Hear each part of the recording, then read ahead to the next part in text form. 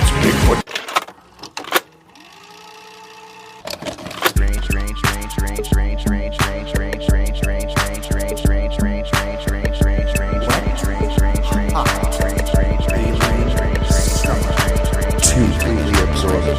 Bigfoot Collectors Club presents Wet Hot Alien Summer 2 Summoning Abduction.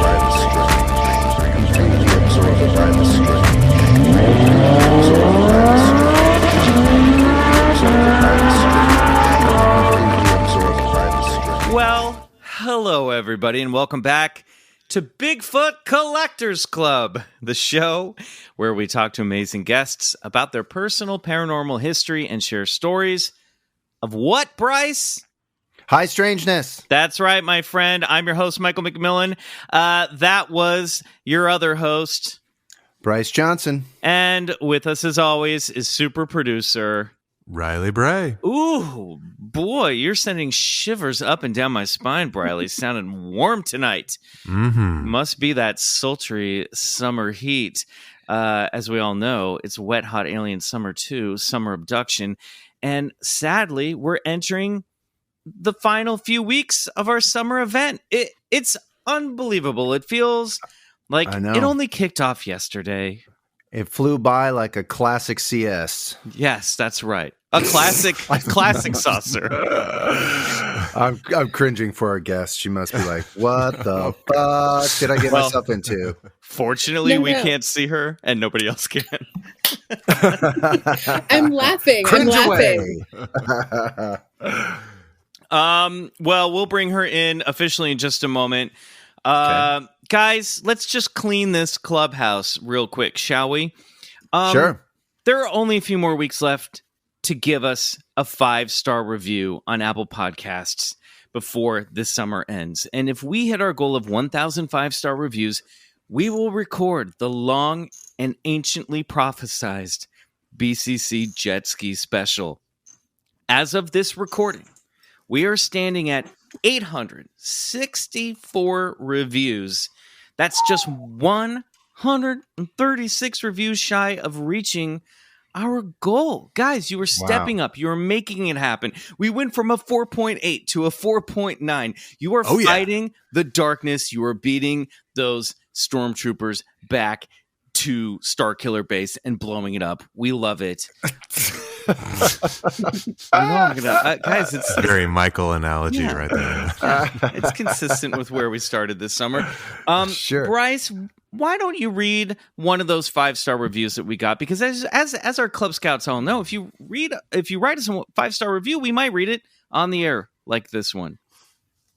Yes, I have seen the other side, says Doug from Bayonne.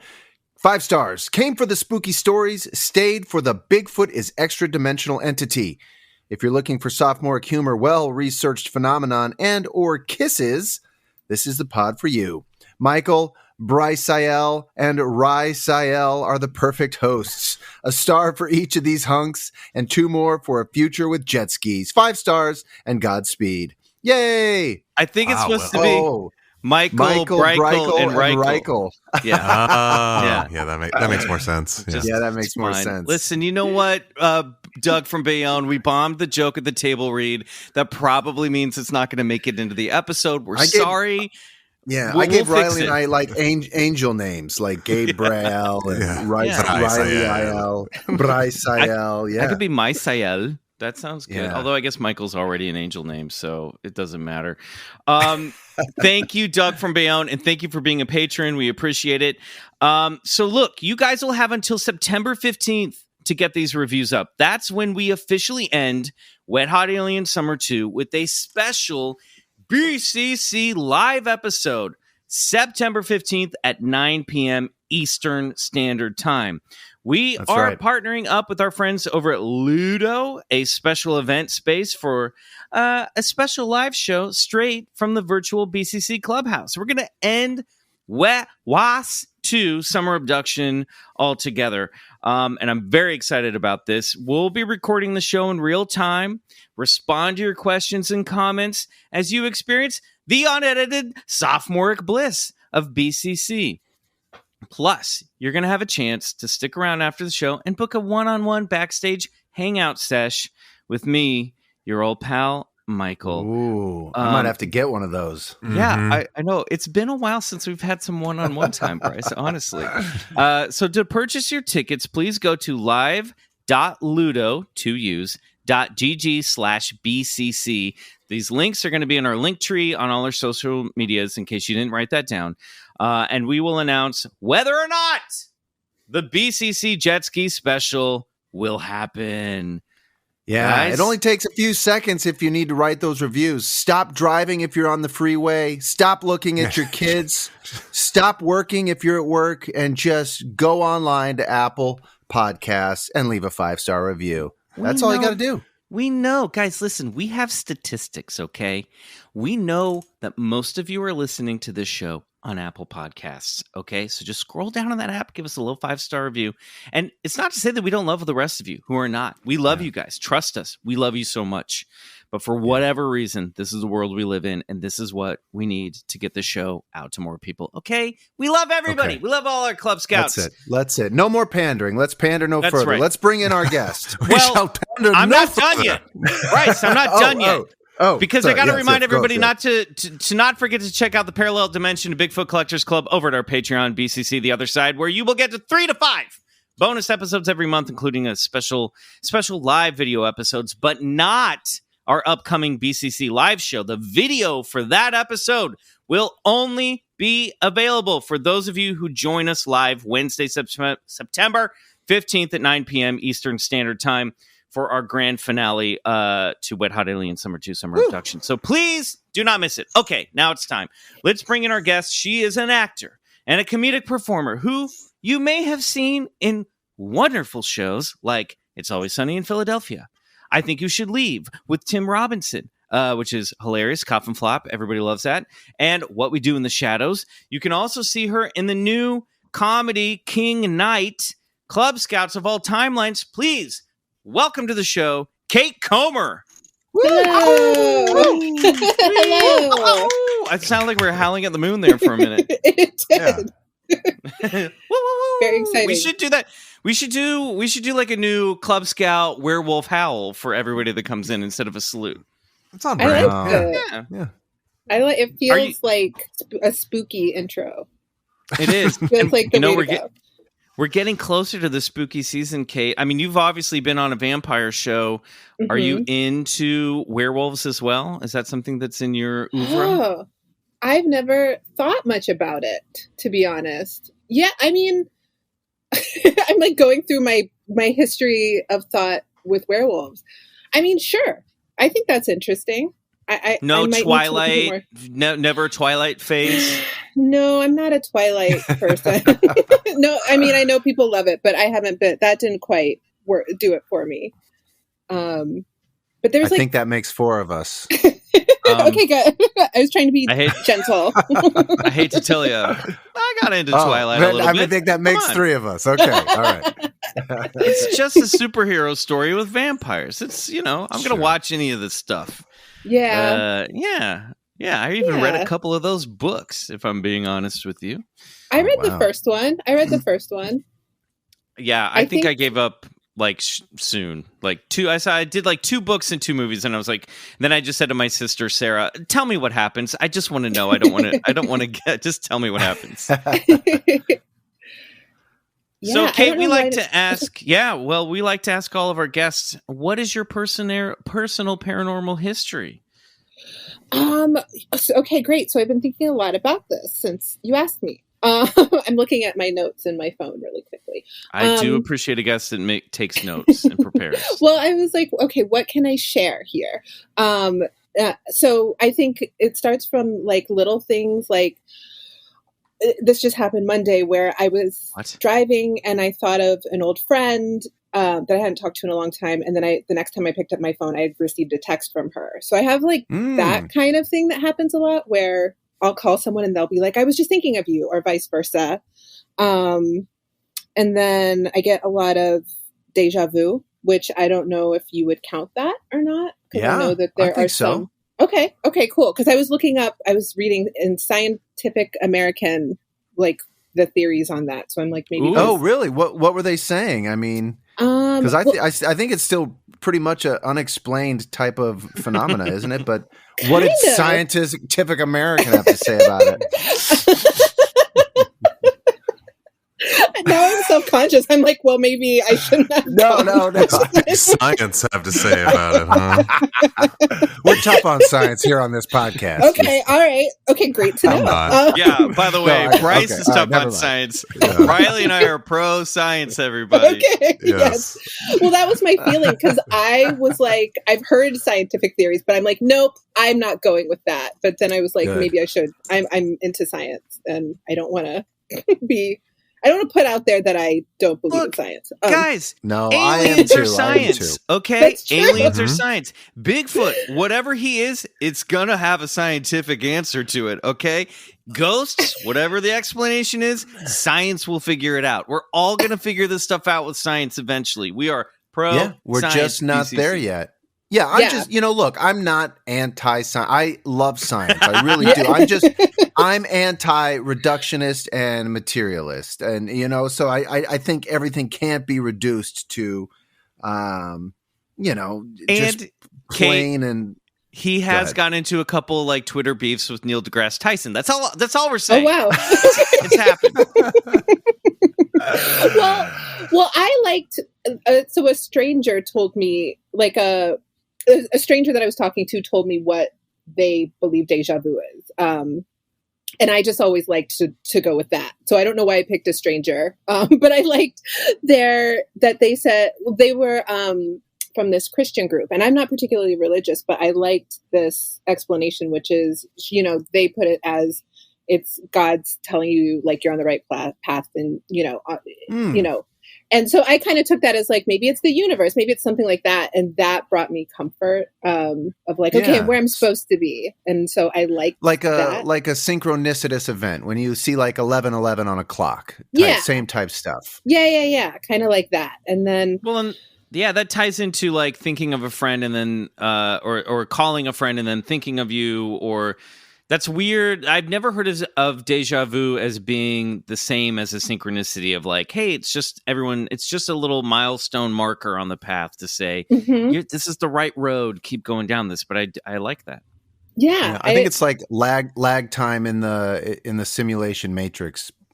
Well, that I think is one of the things that they discuss in this article. They speak of the Matrix, the movie, wow. And how they talked about it being a glitch in the Matrix. And so I opened the article here, and I think it could be a memory phenomenon. Like it's similar to an actual memory, but we can't fully recall it. So it feels familiar and we can't quite place it. And then there are just other theories, like it's like a new memory going straight into long-term memory. Which is sort of interesting, but and they say that they recreate Deja Vu like in, their labs or whatever. And it's repeatable in a lab setting. Oh, wow. That's cool. But I'm like, how do you do that? I don't know. I'm not a scientist, so I don't know. The good thing about being a reader of an article is you don't have to perform the scientific experiment that they're explaining. So It's true. Yeah. So don't beat yourself up. That's fine. Thank you. I can't understand half of what I read in Scientific American. I was like, I don't know how you recreate Deja Vu, but that was it. And then the other one that I thought was interesting was that maybe it was your brain conducting it says in the article, conducting some form of conflict resolution, which I thought was interesting.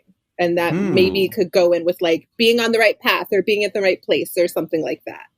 That maybe you're making the right decisions. But this is me making it up right now from what I read. Well, totally. Well, it sounds like they're still kind of all over the place. I mean, they have a few pet theories, but nothing they can all agree on. So, like I said, still unexplained phenomena. Yeah. All right, cool. I love it because I get it a lot. Wow, that's awesome. Then, What do you think it is? Like, what's your personal feeling when you get it? It's really straight because it happened this afternoon and it's all very arbitrary. Because I was just walking from my kitchen into my living room and looked at my TV and I was like, I've done this before. Yes, exactly that. And so I just go with, I'm in the right place, but I also, like I'm on the right path or I'm right where I'm supposed to be. I'm just going with that. That's what I'm sticking with at this point. But I don't know. The concept of it going to a long-term memory, going to long-term memory before short-term memory kind of resonates with me. I heard that explanation once. And I was like, that tracks, because, brains are weird. Mm-hmm. You know what I mean? It's like remembering something as you're experiencing it, which would explain that feeling. But Bryce, I don't know. Riley, I don't know about you guys. And Kate, I'm interested. Like, a lot of times when I have deja vu, I feel like it's not that I lived it before, but I go, oh, I think I had a dream about this. I think I dreamt this moment. Yes, that's what I feel too. Like, I feel like I had a dream about it.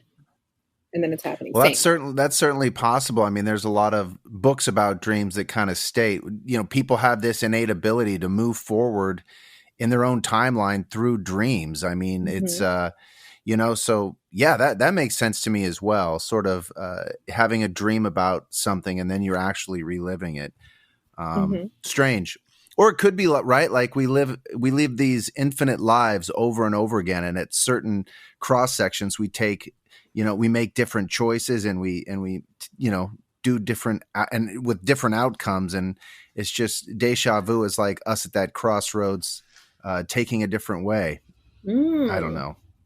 That's pretty out there. I mean, you might be right. I don't know. It's strange. And I don't know. I don't know how they could really figure it out. I don't know who can figure it out and how, right. So I'll take any theory on it. I think the truth is you got me all frazzled because you said Scientific American. I'm like scrambling to like make up what I think it is. When really I have no fucking clue whatsoever. Well, I did enjoy your strong reaction to Scientific American. Good. You know what? I'm going to go with I don't know. Love it. Well, fair enough. I don't know is an okay answer. Yeah. I mean, that's a scientific perspective right there, Bryce, is acknowledging that you don't know. That's awesome. the first step to science, my friend. So that's true. You're on your way. Oh, Bryce, what if at the end of this entire podcast experience you just turn out to become a scientist? This is like your origin story for transforming into a scientist. You started as a Bigfoot hunter and you ended as a scientist. Look, I just want to say, like, I take a scientific perspective in a lot of things, in the fact that, like, I love to try and figure out phenomena and mysteries in the world and form a hypothesis and try and test it. That's the problem with a lot of this paranormal stuff is it's never repeatable, especially in a lab type setting. That's why they can't pin it down or put it in a box. And that's why most scientists just won't touch this stuff because it doesn't listen to us when we try to pin it down and make it repeatable. It's spontaneous. It has a trickster element to it, and almost sort of like a precognitive sentience. In other words, it knows what we're going to do before we do it. Well, now, Kate, you are also literally leading a scientific research team on television. Oh yeah, there is that. Yeah, using scientific technology. Yeah, that's right. Yeah, good. Yeah, so there's that too. Just saying. Kate, any ghost activity in your life as someone who I'm going to already pin as maybe psychically sensitive? Have you ever had like a haunted experience or feeling like you're getting messages from the other side? Yes. Yes. And so this is where I picked a couple of stories that feel not as that interesting because some of the others feel too personal, right? To share, you know what I mean? Totally. Listen, I just want to let you know that's totally okay. You're also in a safe space, so cool. Share whatever you want. Cool. Yeah. So I guess it's the main thing is that it's a feeling. Like to my knowledge, I don't think I've seen a ghost, but I feel like I felt presence, some sort of presence. So the first one, which feels, which one do I choose? So I used to work at Bar Marmont, which was part of the Chateau Marmont many, many years ago. And so the building had two parts, and one part was as old as the chateau. It was like built in the 1920s. And so bartenders, managers, all of them would tell me that there's this woman that haunts this part of the bar. And, I remember one bartender told me a story of like a bottle of liquor flying across the room, that I think she liked to flirt with the guys and hated women. And I don't want to put that on her. Like, I don't want to put that very like sexist, assumption on her. But so they told me these stories, like whatever. So this one side of the bar would be closed on like slower nights, like on a Monday night, there wouldn't be as many people. And so it was dark. It was closed, but that's where our manager's office was. So I remember hearing these stories. And then the reason this sticks out to me is because this happened maybe months later, ages later. And I had been in this part of the bar in the dark by myself a million times, never thought about it, not scared, didn't care. And I remember just one night I went into that area to find the manager, and he wasn't in the office. And all of a sudden I got scared, like run, like this, something's wow. Get out of here. And I just like hightailed it out of there. And it just sticks out to me because it feels anticlimactic. It feels boring to me to tell that story. But all I can think is that I had never been scared. I had never felt one way or the other being in that room until right in that moment when I was right in that area where she supposedly hangs out. So that's one that has stuck with me for many, many years. What time of, because I'm assuming Bar Marmont closes pretty late in the evening. Do you remember around what time this was? I don't remember. I know that it was dark outside. Okay. If I had to guess, I would say like early evening. I don't think it was particularly late or anything. Twilight. Yeah. Is that a callback, Michael? I'm saying sounds like maybe you're a little more into Twilight than you originally let on, Kate. That's why I told the whole story, is to let you guys know that. Bravo.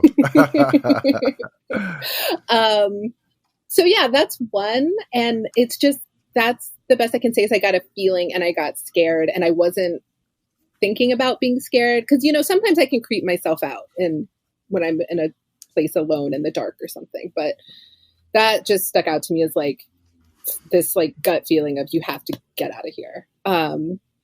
So I don't know if that was her, not liking me being in her space right in that moment. Mm-hmm. And then the other one, which I don't think is, I don't know, it's just another weird one, is it's happened a couple years ago where I just was like watching television and I was like, is that my coffee maker? And my coffee machine had just turned on. Oh, no. Yeah, that's how I felt. And I turned it off and I was very weirded out. And I can't remember if it happened again the next night or if it happened again later that night. But it happened twice. And I immediately Googled, why would my coffee machine turn on without me turning it on? And just ghosts come up. Oh, yeah. Zool. Ghosts. That was it. Interesting. It just said, there is only Zool. Yes, exactly. Exactly. It could have been a short circuit. That's all I know. But it only happened that time and never again. But I don't know. I don't know where this comes from, but if I think there's a ghost, I try to say something like, I try to say, something along the lines of like, hey, I know you're here. I'm sorry if you're going through something. I'm not able to help you right now. Cause I know at that time I was going through something. Yeah. Like, so like you can be here, but I'm not going to be able to do anything for you right now. And so I kind of did that. And I don't know if that's anything. But it never happened. I think that is something, right? It sounds like you've had that acknowledgement. Yeah. Some spectral education, Kate. I mean, like that's how you are. That's a thing, right, Michael? That's how you handle this stuff. You go, hey, I get it. You're here. And then it's either like, welcome, hang out. I will be, like that happened to me when I was staying in my friend's apartment in New York years ago. She warned me. I sublet her place for a couple months and she warned me. She was like, hey, this place is haunted, just so you know. And I was like, cool. Thanks for letting me know after I agreed to pay you to live here. And it was like Upper East Side, tiny old apartment. Like this is one of those where like the bathroom is in the kitchen. It's, it's like, it's wild. There was a door at least separating the toilet from the sink, but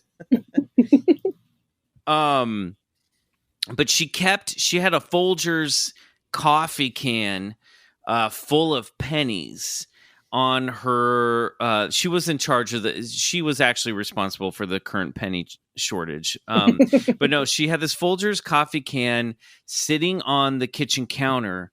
And I remember I was getting dressed in the bedroom and then walked into the living room. And to get there, because it was like a track apartment, I walked through the kitchen. And as soon as I passed that penny jar, that can of pennies, it fucking fell off the shelf and the pennies went everywhere. No. Yeah. Like this thing was heavy. It was like 8 pounds of pennies.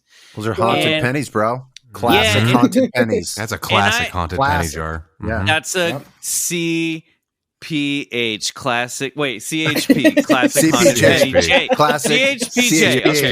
CHPJ for sure. Classic. Yeah. CHPJ, baby.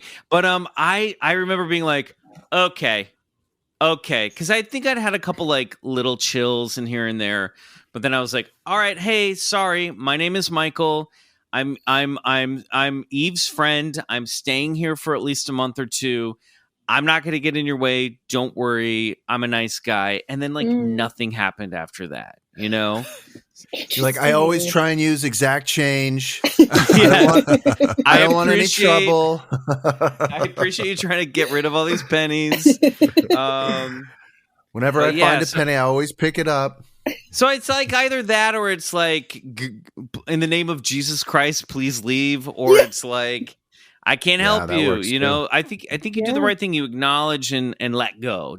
Catch and release. Thank you. That's what I try to do is be respectful. I don't really know what's going on. And now my cat's doing the thing that he likes to do, which is stare at the wall with big white eyes.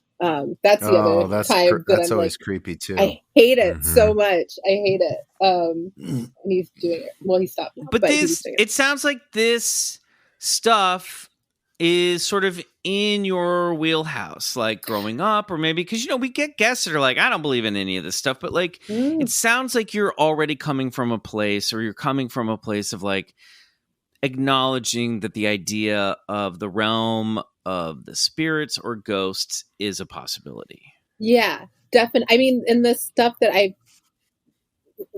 like maybe feels too personal to share, I'm like, I have to, as much as I try to reason it out. I really try really hard when this stuff happens to figure out some sort of logical thing. And I think now I'm just trying to like lean into it and be like, maybe it is, something from another realm, someone from another dimension. I don't know. I mean, maybe you're like sensitive and like maybe you have some potential medium powers. Maybe not. I don't know. What do you think if you could say, okay, here's what I think ghosts or spirits or whatever, like if you were to like take a shot at it, like you would Deja Vu, what do you think that other realm is? Oh, wow. And this obviously can be off the top of your head. You know what I mean? Just like, what do you think? I think it's something that I can't imagine. That's the first thing that comes into my mind is like, someone operating in a space that I can't see, that maybe I can feel, but I can't see. I can't really know what that is. I could be like a really beautiful, amazing place. It could be, still my apartment. It could be in another dimension, or it could be, I don't know. But I'm curious because I think that there are, feelings on the other side that do feel a little bit scarier, a little bit angrier. And I don't know what they're going through. And then I felt, some things that feel really peaceful. So even things that are funny. So I don't know. Ooh, I like that. I like the funny stuff. Yeah. A ghost with a sense of humor is like, that's a real icebreaker, isn't it? Yeah, You know what I mean? Absolutely. Yeah. Absolutely. You never hear about aliens with senses of humor, really. You know? No. That's why I don't I'd know, rather... man. Remember then Joe Simonton, the space cakes, the aliens made Joe some pancakes. That's kind of a sense of humor. Yeah, but that means like Good the chef at like the corner diner is funny. That's not necessarily true. He's just doing his job. He's just making pancakes. No, you're right. You're right. Yeah, good point. It's cute. It's cute out of context, but you know, he could have just been like that could have been a UFO space truck, a food truck, you know, who knows? There's a famous case, Kate, where a saucer landed on this guy's farm and they asked for water and he went to go get them some water, and when he came back they were cooking on a grill inside their spaceship and making space cakes. They gave him one and then they shot off. He actually tasted one and then he kept some. And he called the sheriff's department, and the sheriff's department came. They found the indentations on the ground, and then they sent the space cakes to the Food and Drug Administration, and they ran tests on these things. And, you know, the space cakes, oddly enough, contained no salt. And but other than that, they were just, you know, But the no salt is important because salt is one of the things that, like, the Fae, the fairy folk, don't like. Yeah. So if you're going to equate aliens to the Fae, the fairy realm, which we often do, we like to do here on the BCC, then that kind of adds up that there wouldn't be any salt in those pancakes. Yeah, but such a strange, like, and talk about, you know, a sense of humor, or at least a strange aspect that makes us laugh about some of this strange stuff. That's got to be it, you know? Mm-hmm. Oh, wow. Well, Kate, we have a game that we like to play with all of our guests. Okay. I'm going to go down a list of phenomena. Mm-hmm. If you're open to it, you're going to say, believe it. Okay. If you're not open to it, you're going to say bullshit.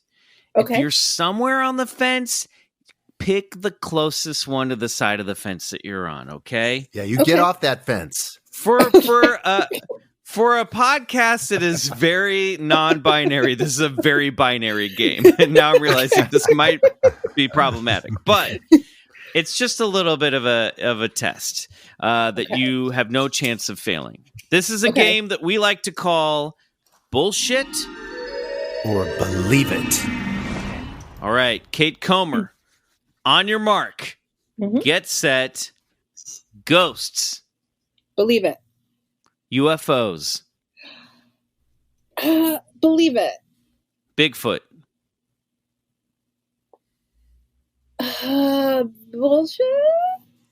ESP. You're doing great, by the way. You're doing Believe great. it. ESP. Believe great. it. Shadow people. Oh, I don't know what that is. It's like like people claim to see like people made of shadows walking around their apartment or late at night. Oh, well, now I'm terrified. But yeah, probably believe it. Now I'm upset, but I believe it. Yeah, it is one of the most upsetting things on this list. Unicorns. Oh, believe it. Alien abductions. Believe it. Yeti. There's some things that I just haven't thought a lot about, but since I have to pick a side, I guess I'll say bullshit, but with a question mark. Okay. Great, go with your gut. You're doing great. Mothman. Okay, I don't know what that is either. It's like an interdimensional entity that hung around West Virginia for a couple months in 1967. Okay. Obviously. Yeah. You know come on. You know what? That's my bad. I believe it. Out-of-body experiences. Believe it. Tarot cards. Believe it. Demonically possessed dolls. Oh, believe it. The healing power of crystals. Believe it. An alien spacecraft crashed at Roswell. Believe it. Loch Ness Monster. I'm going to go with believe it, I think. Atlantis. Bullshit? Haunted houses. Marks. Believe it. Skunk Ape. I don't know what that one is either.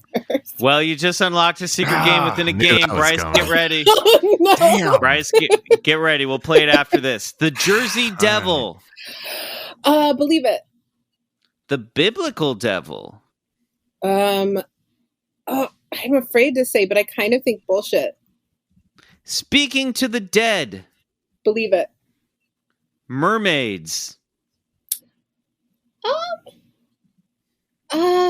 Bullshit, I think.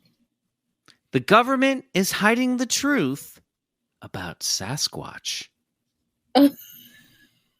Believe it. Past lives. Believe it. Life on other planets. Believe it. Life after death. I think believe it. Yeah. Wow, you did great. Nice. You Nicely did done. great. Well done. Well Thank played. you. Thank you. Let's circle back on a couple of these before we move on to the next hidden game. Okay. So unicorns, believe. You're like Bryce. This Good is for you. Where's that come from? I think I just like them. I like Great. them. Simple. I think that's too, a good Kate. good reason to believe in something. Thank you. Sounds like you may have had some experience with demonically possessed dolls. I haven't personally, but I have a lot of friends who post their eBay finds about them, and they look demonically, and they're very scary to me, and I won't watch any of those movies about that. Oh yeah, and okay, yes, I guess I don't. The fucking I don't know if I'm allowed to curse on this, but Child's Play. Sure. Child's Play, that so movie great. like ruined my life because Same. Yeah. Same. I'm telling you, I believe in all this stuff, but horror movies, even like I saw that when I was 11, and I had a doll that I felt looked enough like Chucky that I would just set it outside my bedroom door. I didn't get rid of it, but I just set it outside of my bedroom. And I was like, I don't want this here. Mm-hmm. But yeah, that upsets me. But no personal experience. Except for that. I mean, that's personal enough, honestly. I knew that we touched upon something, is all I'm going to say. they feel very upsetting to me. Yeah. Okay, so you unlocked a secret game by asking or saying, I don't know what Skunk Ape is. Okay. So this is Bryce's job. I'm going to put 60 seconds on the clock, and he is going to use whatever tools he has to sell you Skunk Ape, to make you believe in Skunk Ape. Okay. We can do this together, Kate. Okay. This is a game called 60 Seconds to Sell Skunk Ape. Okay. All right. Yep. Bryce. Okay. On your mark, get set, sell Skunk Ape. I just want to start by saying I too believe in unicorns. Now, Kate, if you have a search bar near you, if you could go to it and just type in Skunk Ape or Myakka Skunk Ape, MYAKKA Skunk Ape. A couple photos should come up. Is this a Florida thing? This is a Florida thing. But you know what? All this is Florida's Bigfoot. That's it. Oh. And it smells and it stinks, and sometimes it has a white stripe down its center or its back. 30 and seconds. It's known as the Skunk Ape. And people all over the Southeast report seeing these creatures, these hairy bipedal creatures that stink, and they leave footprints, and they're seen in the swamps, and they're real. Let me tell you. 15 seconds. 15. I don't know if you saw the pictures yet, but one should 9. Hold on. 8. Because there's another aspect leave of the this. pictures. 5, leave the pictures. Go with your 4, heart. We can 3, do this. 2, 1. Time is up. Kate. Okay. So Bryce is not allowed to say anything else, but you can ask your questions. So here's what I'm going to tell you. I am from this town, and I have camped at Myakka State Park and walked in the dark. Yes. Whoa. That's why I was like, is this a Florida thing? Because I've been there, and Okay, Bryce, I'm going to say just first. because this is this customer, this is good. This is good for Bryce. Yeah. Just you and me, listeners. Riley, you can listen in on this. Kate, don't listen to this. Okay. Bryce, she's from Myakka. All right. Yeah. You can close this deal. Okay. I'm gonna just step away from the clock. I'm gonna pretend it's still going. Okay. I want you to close this, okay? We ABC, can sell Bryce. this. Yeah. Always be closing. Always be closing. Okay. ABSA, always be Always Skunk be Ape, Skunk okay? I'm gonna do a trial Okay. close on her right now. Let's do this. I mean, Let's go. Kate, Okay, great. you've been there. You've heard about these creatures, so it only makes sense that they exist. Wouldn't you agree? Okay, you're coming in a little hot, Bryce. A little hot, a little That's a aggressive. classic standard trial back close. Standard trial Back off. close. Okay, She's from Mayaka. Be like appeal to where she comes from. Appeal to her nostalgia. There you go. Right.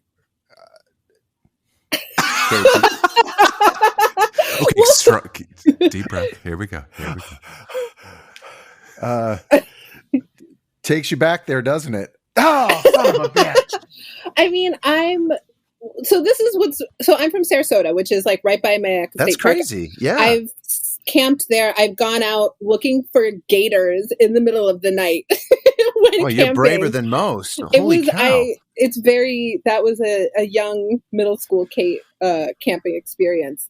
I'm going to have to think about this. I'm so sorry. I really wanted to, because I don't understand why I've never heard of this. I'm really surprised you haven't heard of this. That's kind of shocking. Look, if you need more time, you should check out a past catalog where I did a story of high strangeness on the Skunk Ape. It's we did one BCC an episode number 19, Mayaka Skunk Ape with Adam Marcinowski. We also did number 147, Selling Skunk Ape with Dr. Maria Mayer, a famed primatologist. We can get you there, and we're going to give you the time you need. I mean, and I'm going to check in with my people I grew up with to. Yeah, you should. I'm going to look into this. I'm going to definitely. I don't know why I wouldn't have heard of this being from there. So, Kate, we look forward to building this relationship with you, hearing back later. We will check in soon. Okay. Unfortunately, Bryce, I feel like you failed to sell Skunk Ape in 60 seconds, so you have lost this game. She's on my Rolodex, though. We're gonna come back. We'll come back. It's okay. We're gonna come back to it. You handed out an application, and she might fill it out. That's good, but we really needed you to close. Riley, do you want to fire him, or do I have to? I don't want to. Oh no! I didn't know there would be repercussions. Well, he's the owner's nephew, so right. It's going to be difficult. It's good. You know what? Let's keep this. She knows other people in Florida, so I think this is good for us. Okay. Yeah, I think there's a couple of things that I didn't know about. When the whole Tiger King thing happened, I didn't know that Carol Baskin's place was 45 minutes away. I'd never heard of it, so I don't know what I missed growing up. I mean, Florida's weird, so I knew plenty of other things, but man, but I'm gonna look into this. Yeah, you got your own homegrown beast right in the old backyard. Yeah, it's blowing my mind right now. All right, well, you take a look at that research. We're going to take a quick break, and when we come back, it's time for this week's story of high strangeness with Kate Comer. Woo.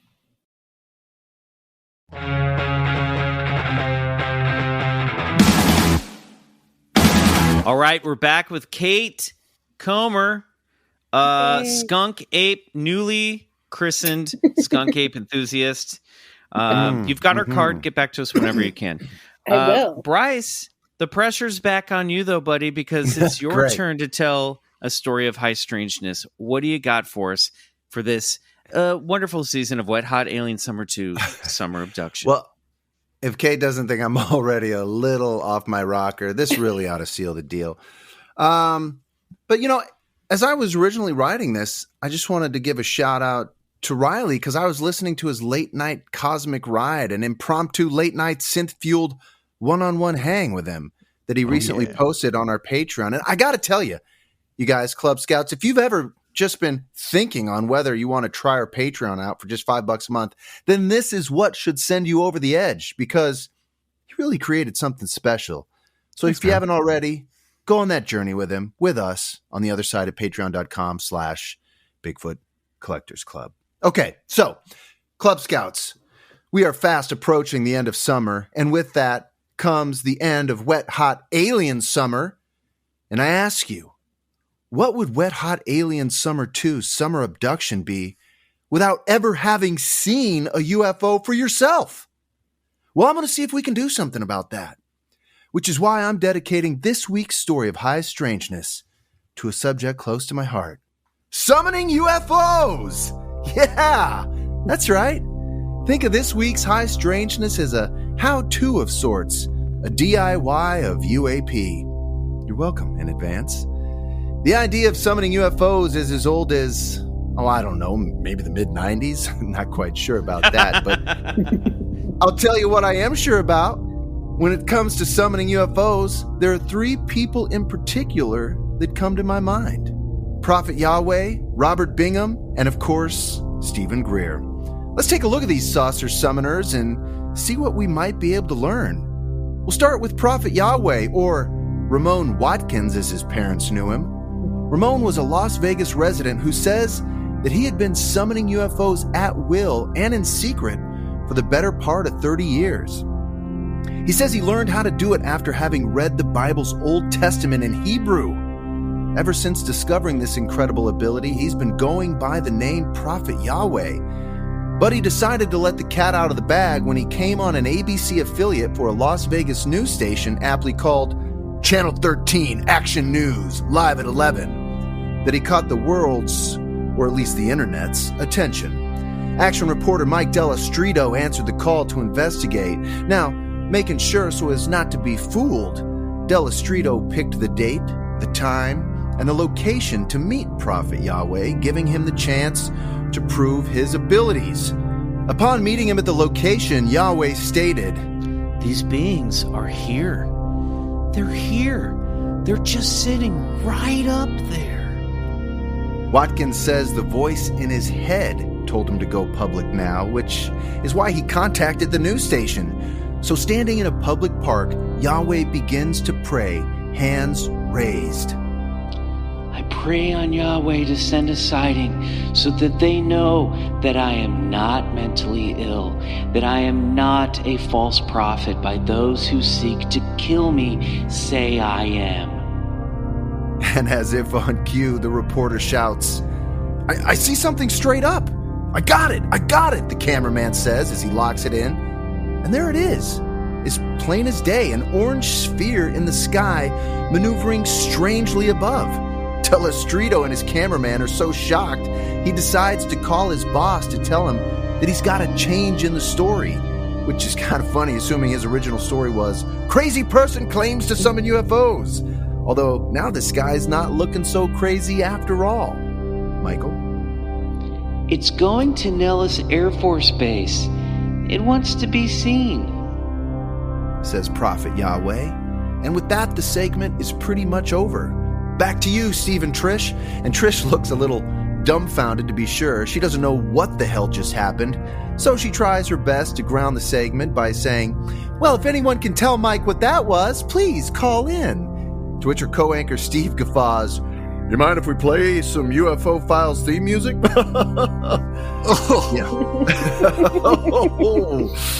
And you know what? Don't worry, Club Scouts. We're going to be sure to post a link to the actual news segment so you can see the odd spectacle for yourself. If I could just interject here, I've seen this and it's awesome. I remember seeing this like shortly after it happened, and it is really fucking cool. Like, it's strange. Yeah. Strange. Yeah. Let's move on to Robert Bingham. Robert, who has been seeing things in the sky for some time. When he was 39, he looked skyward and noticed a worm-shaped ship about 20 feet tall zipping through the clouds. After that, unusual things kept popping up around him, or above him, rather. He saw a saucer and some flying objects shaped like beans next, and he snapped a picture.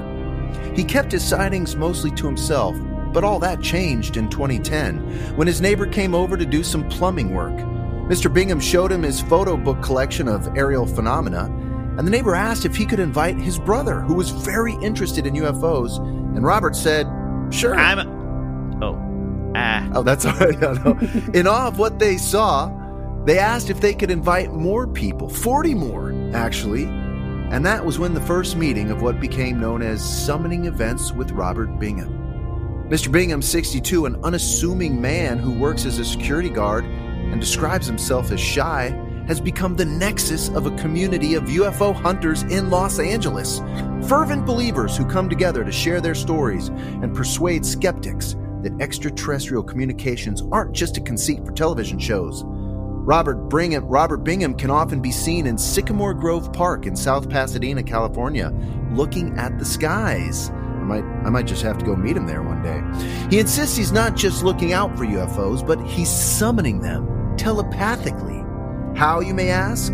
Well, Robert says he just looks into a beautiful blue sky, concentrates on one area, and then telepathically tells them to arrive, stating, I'm a summoner. I bring in UFOs and I interact with UFOs. I also interact with Bigfoot. I interact with ghosts, but mostly UFOs. The government believes me. Oh, believe me, they believe me. Well, I believe you too, I Robert. saw a beam fly once. And a worm was wiggling around above That's enough, my, Robert. above my That's garden. enough, Robert. We don't want to see your photo book, Robert. We're good. I'm shy. I'm shy. And last but not least is the notorious Dr. Stephen Greer, emergency physician from North Carolina turned UFO leader and organizer. Kate, have you ever heard of Stephen Greer? Do you know who he is? No, I don't think so. Okay, well, he's got a few movies out on iTunes about the UFO phenomenon. One of the big players. One of the big players in UFO.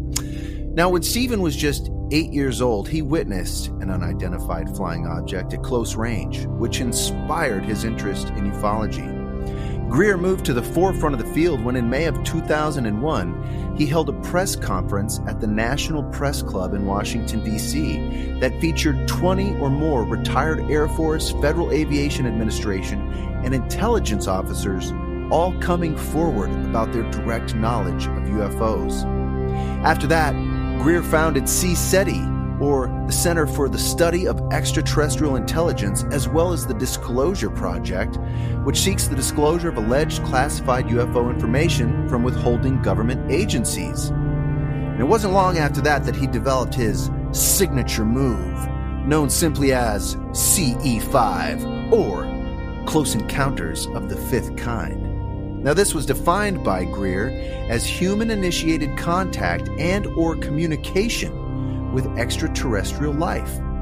The term builds on existing UFO terminology coined by the late great astronomer Dr. J. Allen Hynek. To refresh your memory, or in case you didn't know, a close encounter of the first kind is a visual sighting of a UFO. A CE2, or close encounter of the second kind, is a UFO event in which a physical effect is alleged. Your car suddenly dies, impressions are left in the ground, etc. A close encounter of the third kind, as you probably know from the movie, means any contact with an extraterrestrial. Now, CE4 is a UFO event in which a human is abducted by a UFO or its occupants. Now, this type was not included in Hynek's original close encounter scale. However, Dr. Hynek's esteemed associate Jacques Vallée argued in the Journal of Scientific Exploration, there's a synchronicity, that the fourth kind should also refer to cases when witnesses experienced a transformation of their sense of reality, so as to also include non-abduction cases where absurd, hallucinatory, or dream-like events are associated with UFO encounters. Like the time that a bag of Jelly Bellies just floated above my bed. That's right, Robert. That's and when right. I tasted them, they were all popcorn flavored. Strange indeed, Mr. Terrifying. And of course, that leaves us with Greer's CE5, a UFO event claiming direct communication between aliens and humans, initiated by us, humans. And that's exactly what he did.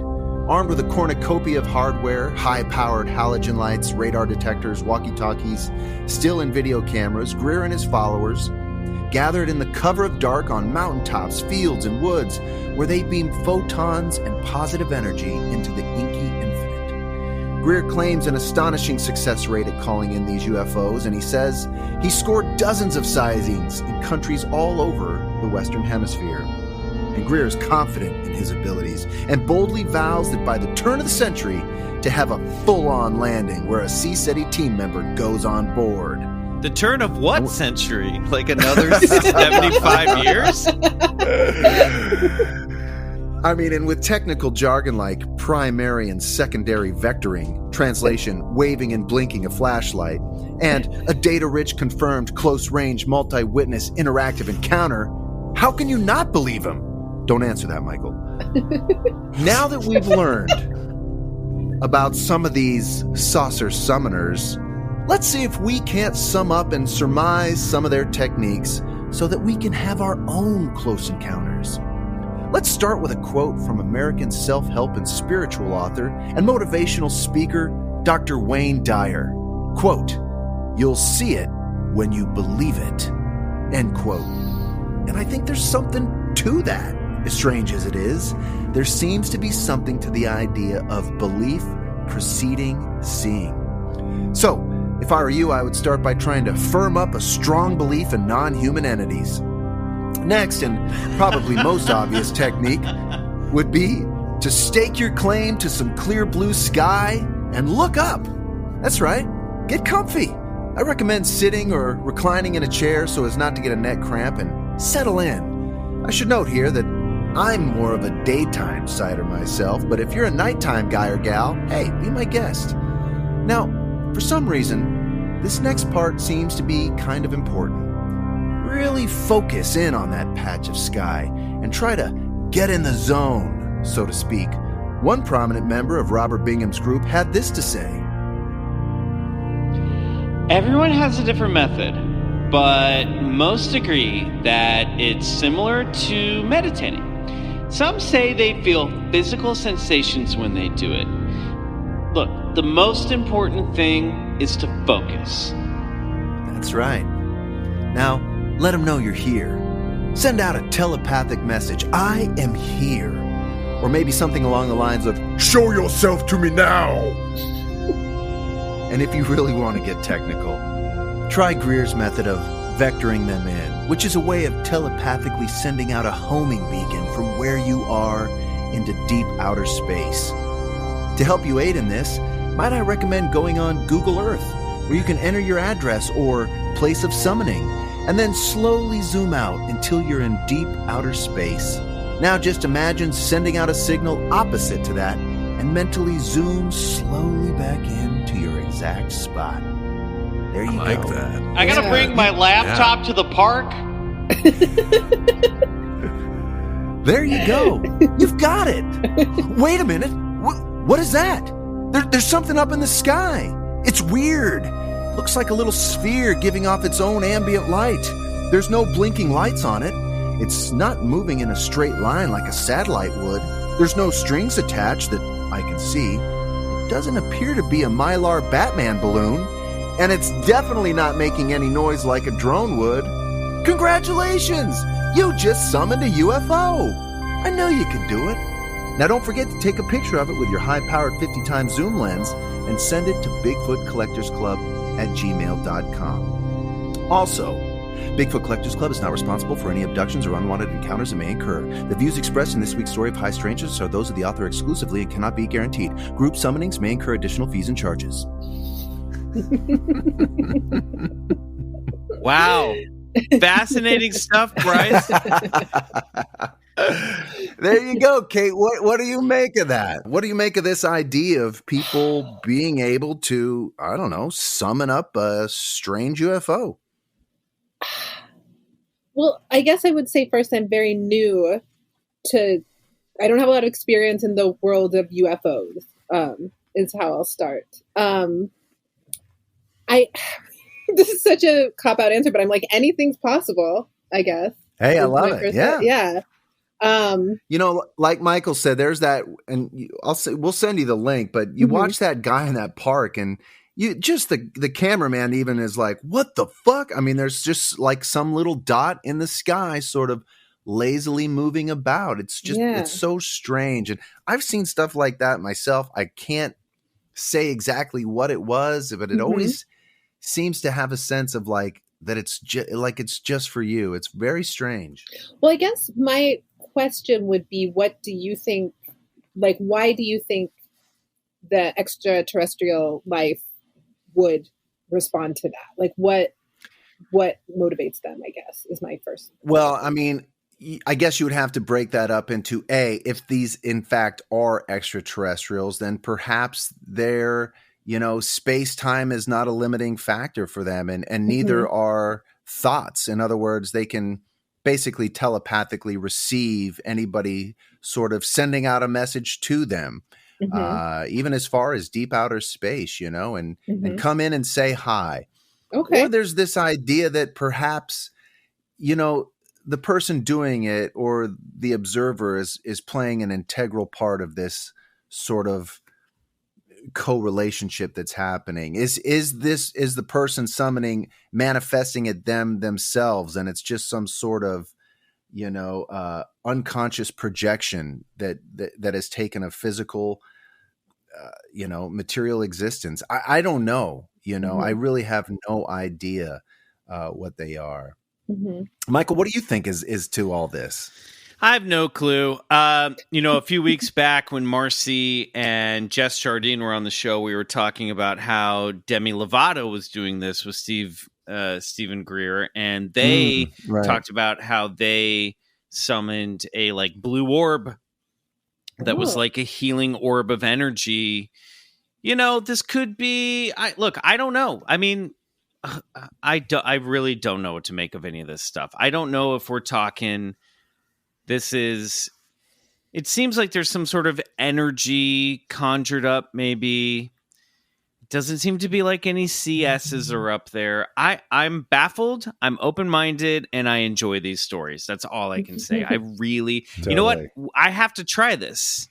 I feel like I understood step 1 mostly, and then step 2, look at the sky, and then I kind of got lost after that. But if we do this BCC jet ski special, I think we're going to have a segment where we try to conjure one of these things and find out what happens. That's what I'll say. Oh, most definitely. I don't want to knock it before I try. Maybe conjuring from a jet ski will be the key. It's like in Back to the Future. You need to achieve the right speed first. Yeah, in the water, of course. Totally. 1.81 gigawatts. There's a chapter in Stephen Greer's book, and I read it, and it's long-winded, but it's a meditation as to how this do it. And it's really, he used to be a TM teacher, and he has some other strange alien encounters that are in his personal repertoire as well, that have all stemmed from him going into a deep meditative trance and sending out sort of this universal consciousness and love and invitation. And so that's where his whole sort of thing has come from. And the last chapter in his book has sort of the play by play on his meditation. But I always like the idea of using that Google Earth, because it's really easy to get a crisp image of zooming into your exact location, and I loved this idea of sending out a thought of where you are, and just like a homing beacon right out into the Milky Way galaxy and beyond, Exactly. Yeah. I mean, in all seriousness, there does seem to be some sort of connection between inner space and outer space, and 100%. Our consciousness, it seems like it's more complicated than just meat computers wandering around on a planet. There seems like there's something more to it, and maybe there is. I don't know. I was talking about this with a friend the other day. Maybe there's okay, so the universe is super old, right? So someone has invented AI somewhere, and so maybe there is this God consciousness that's just permeating throughout the universe that keeps seeding biological consciousness so that it can create AI, so that it can continue to exist. And it's this feedback loop. And maybe we're just these sort of fleshy precursors to building gods, and so our minds are connected to that in some way. And so we are connected to deep space, because maybe that is where we come from. And so there is something to this whole meditative state to try to contact. It's some kind of consciousness Wi-Fi, intergalactic Wi-Fi. Exactly. Yeah. So, yeah. Well, I thought look up at the sky.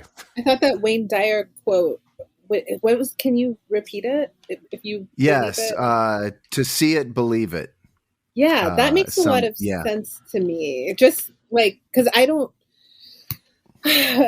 kind of want to try it, actually, because I feel like I haven't thought too much about UFOs. Like I believe, but I haven't like really like, delved into it. But that sort of resonated with me in terms of like, whatever ghosts or whatever these other dimensions or whatever that's coming from. I think the more that we believe it and just kind of lean into it and start to maybe not be skeptical or try to explain it, then more will come to us. That just made a lot of sense to me, to just be open to it.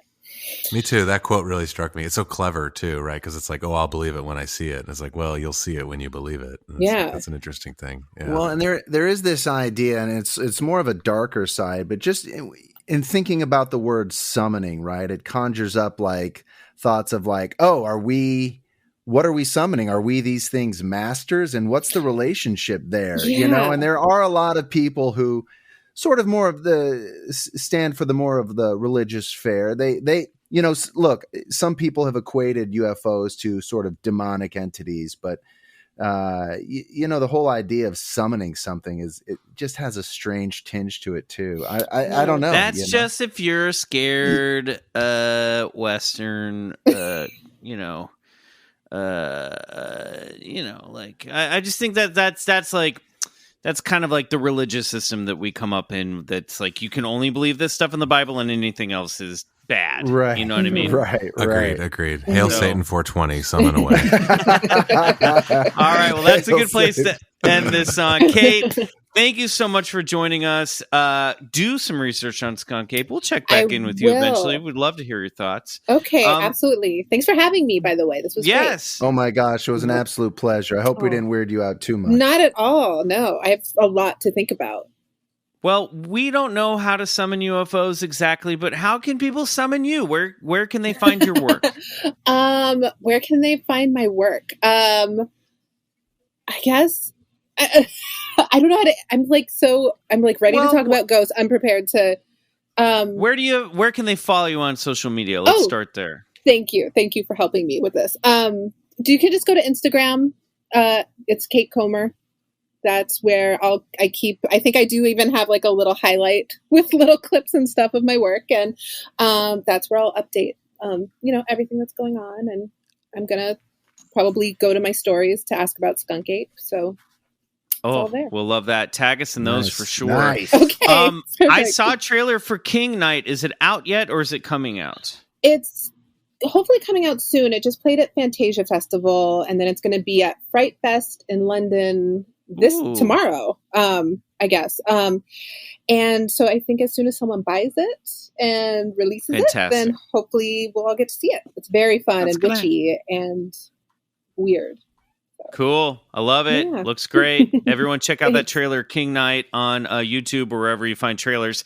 Boys, anything to plug before we go? Other than our September 15th show, 9 p.m. Eastern, go to live.ludo2use.gg/BCC to pick up tickets.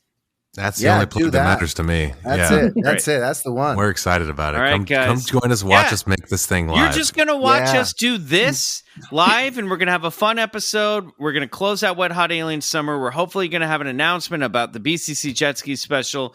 It's going to be a blast. And remember, if you're a Patreon, the only way you're going to see this video is if you join us on the show over there. So come do that. Kate Comer, thank you so much for being a guest. You are forever welcome in the hallowed multiversal halls of Bigfoot Collectors Club. Oh, thank you so much. For the rest of you guys listening, join us again next week. Until then, good night. And go get regressed.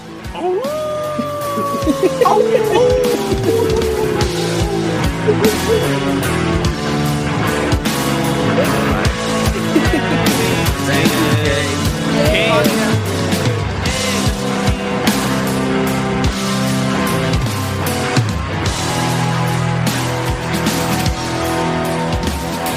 Bigfoot Collectors Club is produced by Riley Bray. Our theme song is Come Alone by Suneaters, courtesy of Lotuspool Records. If you like the show, please rate and review us on Apple Podcasts. It really helps get the podcast to more listeners. To support the show, check out our Patreon page at patreon.com/Bigfoot Collectors Club and unlock multiple reward episodes every month.